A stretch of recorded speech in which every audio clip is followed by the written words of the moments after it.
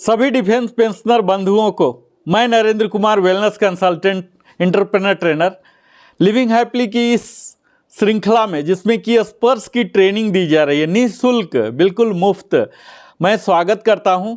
और आज आप सबों के ही डिमांड पर आग्रह पर यह खास वीडियो बनाने जा रहा हूं जिसमें मैं बताऊंगा कि किस तरह से लोगों को यह दुविधा था। मैं पिछले वीडियो बनाया था जिसमें यह बताया था कि किस तरह से स्पर्श में फैमिली पेंशन प्रारंभ करते हैं, यानी कि इनिशिएट करते हैं, डेथ रिपोर्टिंग करते हैं। तो इसी से संबंधित लोगों का यह डाउट आया कि डेथ रिपोर्टिंग और फैमिली पेंशन इनिशिएट करना, ये दोनों में क्या अंतर है, कब कौन सी स्थिति का इस्तेमाल किया जाए। तो यहाँ इस वीडियो को मैं संक्षेप में ही यह बताने का कोशिश करूँगा कि पहला है डेथ रिपोर्ट, ठीक है।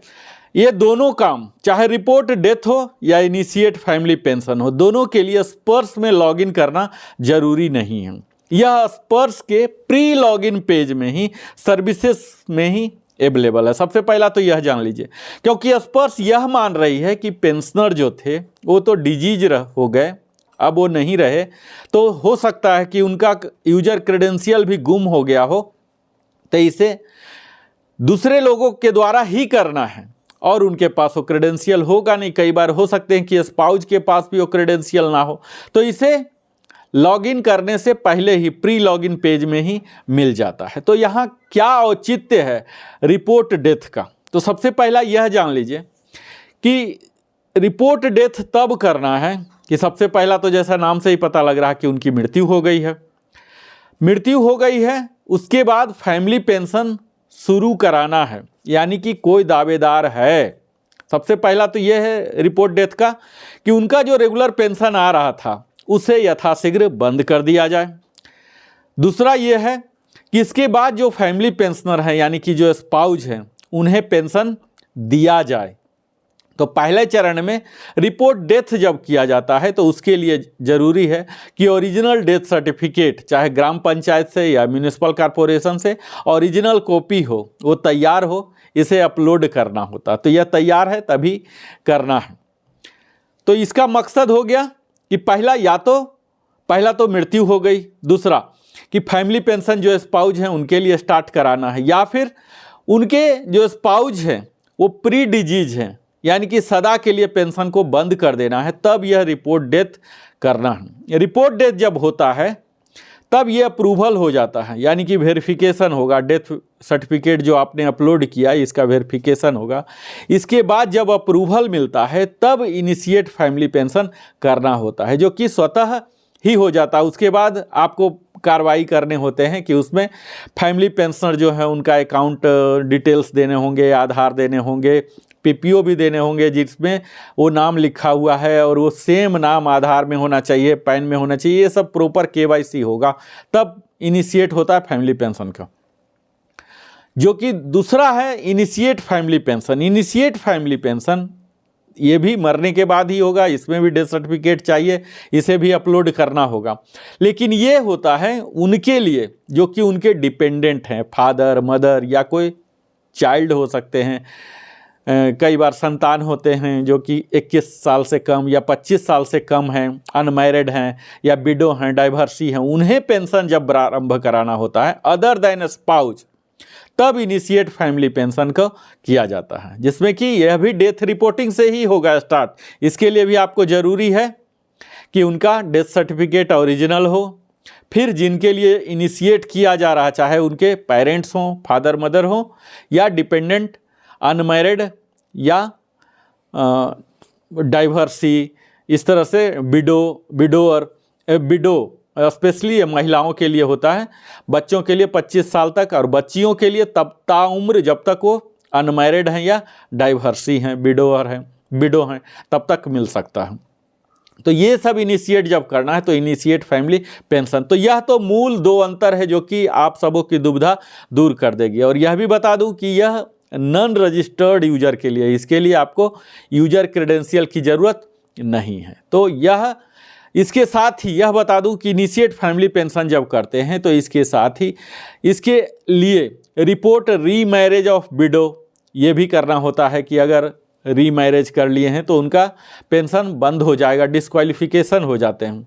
इसी तरह से non support of dependent by existing family pensioner अगर नहीं दे रहे हैं तो ये भी रिपोर्ट किया जा सकता है। ये सब के लिए इनिशिएशन के लिए डॉक्यूमेंट चाहिए और इसके लिए ही बैंक अकाउंट डिटेल्स वगैरह चाहिए, रीमैरिज का सर्टिफिकेट चाहिए, रीएम्प्लॉयमेंट का सर्टिफिकेट चाहिए, फिर अंडरटेकिंग ऑफ रिकवरी चाहिए कि जो एक्सेस मिल गया है उसे रिकवर आप कर सकते हैं, ये सब के लिए करना होता है। तो ये सब है इनिशिएट फैमिली पेंशन के तहत आता है। तो अब मुझे लगता है कि रिपोर्ट डेथ और इनिशिएट फैमिली पेंशन के बीच जो भेद था यह अब स्पष्ट हो गया होगा और इस फंक्शनलिटी को, बेशक यह कन्फ्यूजिंग है, थोड़ा सा और क्लैरिटी के साथ स्पर्श टीम को करने की ज़रूरत है। उम्मीद है कि धीरे धीरे जैसे स्पर्श टीम इवॉल्व हो रहा है इसमें भी सुधार लाया जाएगा और लोगों का जो बार बार डाउट आ जाता है इस विषय पर वो भविष्य में नहीं आएगा। तो अब कुछ आपको टिप्स मैं जाते जाते दे दूं कि क्या करना है और क्या नहीं करना है। तो सबसे पहले तो जो करना है वो बता देता हूं कि जो आपको स्पर्श के द्वारा यूजर क्रेडेंशियल मिले हैं उसे सेफली आप रखिए। किसी के साथ यूजर क्रेडेंशियल को साझा करने की ज़रूरत नहीं है क्योंकि यह आपका कॉन्फिडेंशियल डाटा है। कई बार हम सोशल मीडिया पर लिख देते हैं मेरा सर्विस नंबर ये है, बैंक अकाउंट नंबर ये है, इतना बेसिक है, इतना आधार नंबर है, ये DOB, ये सब बिल्कुल ही साझा करने की ज़रूरत नहीं है। आपको मालूम है कि यह डाटा को यूज करके कई फ्रॉडलेंट एक्टिविटीज़ किए जा सकते हैं, आपके अकाउंट को भी खाली किया जा सकता है। किसी के साथ भी आप अपना पर्सनल डाटा साझा न करें, ना कि यूजर ID पासवर्ड, बल्कि आपका जो पर्सनल है डिटेल जैसे Aadhaar card, PAN card, account details, ये सब DOB वगैरह मत किसी के साथ साझा कीजिए। और इसके साथ ही कोई लिंक दे दिया उसे आप मत डबल क्लिक करके उस वेबसाइट में पहुंच जाएं। आप उसको पहले वेरीफाई करें कि उस यूरल में जो एड्रेस है वेबसाइट का उसमें लॉक साइन है कि नहीं, HTTPS है या HTTP है, S से सिक्योर्ड होते हैं तो ये सिक्योर्ड साइन भी देख लीजिए, लॉक साइन देख लीजिए। किसी के साथ भी OTP से ही आपको मालूम है कि आपके अकाउंट खाली हो जाते हैं, आधार के लिए या बैंक का या कई तरह के। OTP एक सिग्नेचर का, ऑथोरिटी का काम करता है। यह 4 नंबर का ही OTP आपके पूरे अकाउंट को खाली कर सकता है जो कि सालों साल लगे होंगे। तो OTP आपको किसी के साथ साझा नहीं करना है, चाहे वो कोई भी एजेंट हो, रिश्तेदार, आप अपने ही स्वयं कीजिए जब तक कि बिल्कुल फेथफुल ना हो। और अगर अपने प्रोफाइल को चेंज करते हैं तो स्वयं ही कीजिए या वहाँ अवेलेबल रहिए। ऐसा नहीं कि फ़ोन पर करवा रहे हैं कुछ भी, फिर कल गलत हो जाएगा तो इसके लिए आप ही जिम्मेवार होंगे। कोई भी डॉक्यूमेंट जब आप देखते हैं, डिक्लेरेशन देते हैं, अंडरटेकिंग चाहे ऑनलाइन हो या साइन करते हैं, उसे आप ज़रूर पढ़ लीजिए। ऐसा नहीं कि बिना देखे बिना समझे साइन कर दिया और कल होके जिम्मेवारी आप पर हो जाएगी, आपकी अकाउंटेबिलिटी होगी।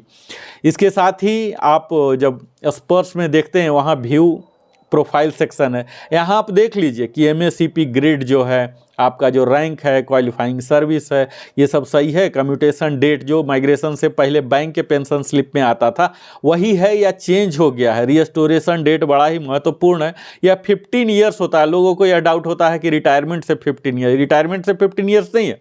आपका फर्स्ट पेंशन जिस दिन से स्टार्ट हुआ है, जब लमसम जिस दिन आपके अकाउंट में क्रेडिट हुआ है, उस दिन से आप अपने पासबुक को देख सकते हैं कि जिस दिन वह लमसम अमाउंट कम्यूटेशन का मनी जो मिला उससे 15 ईयर्स, यूजुअली उसी दिन कम्यूटेशन का लमसम मिलता है जिस दिन फर्स्ट पेंशन क्रेडिट होता है, या कई लोगों का अलग तरीके से भी हो सकता है। तो आप लमसम अमाउंट का डिसबर्समेंट डेट देखिए, क्रेडिट डेट देखिए, वहाँ से 15 ईयर्स काउंट कीजिए, न कि रिटायरमेंट से। कई लोगों का साल 6 महीना देर भी हो जाता है, उन्हें व्यग्रता हो जाता है कि मेरा 15 ईयर्स हो गया अभी तक रिस्टोर नहीं हुआ। तो ये सब बारीकी को आप ज़रूर देखें। कई बार आपको चेक लगाने होते हैं अकाउंट, तो आप कैंसिल चेक करके ही दीजिए, उसमें साइन करने की आपको ज़रूरत नहीं है, सिर्फ कैंसिल कर दीजिए ताकि वो आपके अकाउंट नंबर को, IFSC नंबर, ब्रांच डिटेल्स वगैरह को देख सके। तो इस तरह से, और आप अपने मोबाइल जो चल रहा है एक्टिव सिम का नंबर, वो मोबाइल नंबर अपडेट करें, ईमेल करें,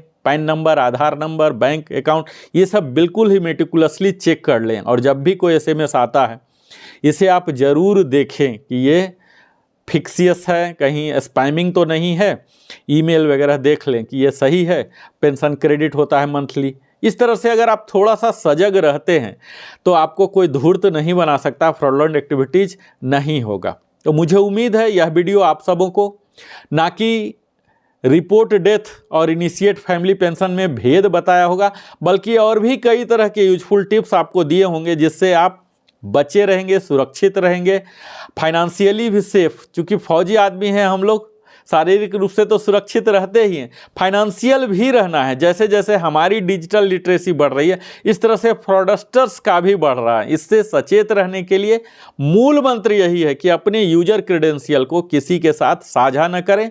और मैं तो एक ही चीज़ कहता हूँ कि यह यूजर क्रेडेंशियल जो है, स्पेशली पासवर्ड, आप इसे इस तरह से डिजाइन करें कि आपको इजी टू रिमेंबर हो, लेकिन टफेस्ट टू क्रैक हो, कोई आपका गेस न कर सके। ऐसा न कि अपना नाम और डेट ऑफ बर्थ रख दिए, गांव का नाम या डेट ऑफ बर्थ रख दिए, अपना नाम बच्चे का नाम रख दिए, तो अपना नाम स्पाउस का नाम रख दिया, कोई भी गेस कर लेगा। तो इस तरह से गेस करना बड़ा ही मुश्किल हो, लेकिन आपको स्वयं को याद रखना बड़ा ही आसान हो। इस तरह से पैटर्न बनाएं, डिजाइन बनाएं। बहुत बहुत धन्यवाद, आप हमारे साथ निरंतर बने रहते हैं। अगर अभी तक आपने सब्सक्राइब नहीं किया तो देर किस बात का, अवश्य ही सब्सक्राइब करें। सब्सक्रिप्शन में आपका कुछ नहीं जाता है और हमें बहुत कुछ आता है। हमारे चैनल को विकास और वृद्धि का अवसर मिलता है। बहुत बहुत धन्यवाद, आप हमारे साथ बने रहते हैं। लाइक करें, कमेंट करके आप जरूर पूछें, बताएं, और भी कोई डाउट मैं यथाशीघ्र बताने का प्रयास करूंगा। जय हिंद। फिर से मिलता हूं इसी श्रृंखला में अगले वीडियो के साथ।